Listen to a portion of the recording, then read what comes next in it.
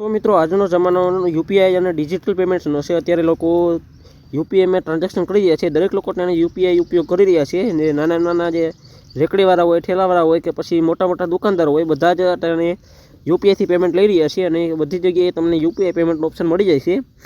અને આ એકદમ ઇઝી થઈ જશે, કારણ કે રોકડા આપણી પાસે રાખવા એ અશક્ય છે, કારણ કે આપણી પાસે ક્યારેય રોકડા હોય ન હોય અને આપણે કોઈ પેમેન્ટ કરવાનું હોય તો આપણે યુપીઆઈથી કરી શકીએ છીએ। એવામાં મિત્રો જે સૌથી પોપ્યુલર જે પ્લેટફોર્મ છે ગૂગલ પે, એનો ઉપયોગ કરતાં આપણે આજે શીખીશું। આપણે ગૂગલ પે ચાલુ કઈ રીતે કરવું અને એમાં ઉપયોગ કેવી રીતે કરવો એ બધું આજે શીખીશું। તો વિડીયોમાં ખાસ બને રહેજો। તો ચાલો મિત્રો, વિધાઉટ વેસ્ટિંગ ટાઈમ વિડીયોને શરૂ કરીએ। તો શરૂ કરતાં પહેલાં એક નાનકડી રિક્વેસ્ટ છે, તમે ચેનલ ઉપર નવા આવ્યા હોય, ચેનલને હજુ સબસ્ક્રાઈબ ન કરી હોય તો સબસ્ક્રાઈબ કરી લેજો, કારણ કે યુપીઆઈને લગતા વિડીયોઝ આ ચેનલમાં આવતા રહે છે। તો ચાલો શરૂ કરીએ। તો સૌથી પહેલાં તમારે છે ને પ્લે સ્ટોરમાં જઈ અને સર્ચ કરવાનું છે ગૂગલ પે, અને ગૂગલ પેની એપ્લિકેશન ડાઉનલોડ કરી લેવાની છે। જોઈ શકો છો લોગો આ રીતનું છે, કંઈક તમને ખબર ન હોય તો જોઈ લેજો। આ રીતનો લોગો છે। આ એપ્લિકેશન તમારે ઇન્સ્ટોલ કરી લેવાની છે। ઇન્સ્ટોલ કરી પહેલી વાર ઓપન કરશો એટલે કાંઈક આ રીતે આવશે। હવે તમારે અહીં જે મંજૂરી માગે એ મંજૂરી દઈ દેવાની છે, અને અહીંયા તમારા મોબાઈલ નંબર માગશે તો તમારા બેંક એકાઉન્ટમાં જે નંબર હોય એ નંબર તમારે અહીંથી દઈ દેવાનો છે। બેંક એકાઉન્ટમાં જે નંબર લિંક હોય એ જ નંબર અહીં દેવાનો છે। તો એની સાથે તમારું બેંક એકાઉન્ટ કનેક્ટ કરવાનું રહેશે। એટલે નંબર નાખી ચાલુ રાખવા ઉપર ક્લિક કરવાનું છે। ચાલુ રાખવા ઉપર ક્લિક કરશો તમારી ઈમેલ આઈડી બતાવી દેશે। તમારી ઈમેલ આઈડી કન્ફર્મ કરી અને સ્વીકાર કરો અને આગળ વધો ઉપર ક્લિક કરશો એટલે તમારા મોબાઈલ નંબરમાં જે નંબર નાખ્યો છે એમાં એક ઓટીપી આવશે। એ ઓટીપી અહીં નાખવાનો છે। ઓટીપી નાખશો એટલે તમારું જે ગૂગલ પે છે ચાલુ થઈ જશે અને કંઈક આ રીતનો ઓપ્શન આવી જશે। તો મિત્રો, ગૂગલ પેનો એકાઉન્ટ તો બની ગયો, પણ હજી આમાં આપણે બેંક એકાઉન્ટ એડ કરવાનું છે અને યુપીઆઈ પિન સેટ કરવાનું છે। તો એ કઈ રીતે કરવાનું છે? ગૂગલ પેમાં બેંક એકાઉન્ટ જાણ કરવા માટે એડ બેંક એકાઉન્ટ ઉપર ક્લિક કરવાનું છે। બેંક એકાઉન્ટ પર ક્લિક કરશો એટલે બેંકની લિસ્ટ ખુલી જશે। તમારા જે બેંકમાં ખાતું હોય એ બેંક અહીંથી તમારે સિલેક્ટ કરી લેવાનું છે।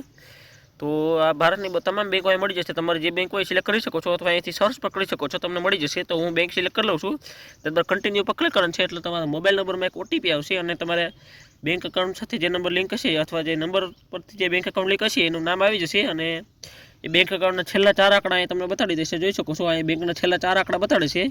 તો એ કન્ફર્મ કરી તમારે સ્ટાર્ટ ઉપર ક્લિક કરવાનું છે। સ્ટાર્ટ ઉપર જેવું ક્લિક કરશો એટલે તમને અહીં ઓપ્શન ડેબિટ કાર્ડ હશે, એટીએમ કાર્ડ। તો તમારી પાસે એક એટીએમ કાર્ડ હશે, જે કાર્ડમાં જે 16 આંકડાનો એક પિન હોય છે, એ પિન તમારે છેલ્લા 6 આંકડા છે એ લખી લેવાના છે। તમારી પાસે એટીએમ કાર્ડ હશે એમાં ચેક કરી લેજો, તો છેલ્લા જે 6 આંકડા હોય એ અહીં લખી લેવાના છે। અને કાર્ડમાં એક એક્સપાયરી ડેટ હોય છે મિત્રો, એ એક્સપાયરી ડેટ અહીં લખી લેવાની છે। જોઈ શકો છો કાર્ડમાં એક એક્સપાયરી ડેટ લખેલી હોય છે, મહિનો અને વર્ષ, એ અહીં સિલેક્ટ કરી લેવાનું છે અને કન્ટિન્યુ કરી દેવાનું છે।